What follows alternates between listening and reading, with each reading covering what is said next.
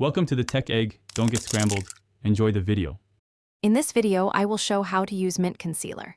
Start by prepping your skin and using a light hand to apply mint where redness is most visible. Tap a skin tone concealer over the mint to restore natural color and blend with a damp sponge for a seamless finish. Finish by setting targeted areas with a small amount of translucent powder to extend wear and keep texture even and natural comfortably daily. First, assess your skin undertone and pick up mint concealer that matches the intensity of your redness. Apply thin layers and tap the product into trouble spots instead of rubbing to avoid streaks. Use a skin tone concealer over the mint to restore warmth, then blend with a damp sponge for an even finish. Lock everything with a small dusting of powder on targeted zones to improve longevity and reduce shine all day.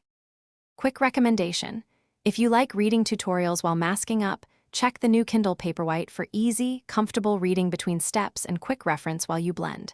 It has a crisp display and long battery life, which makes it perfect for multitasking during beauty routines. If you found this video helpful, please subscribe and like to support more guides. Look in the description for the link and other deals. Thank you for watching, everyone. Now let's get back to the video.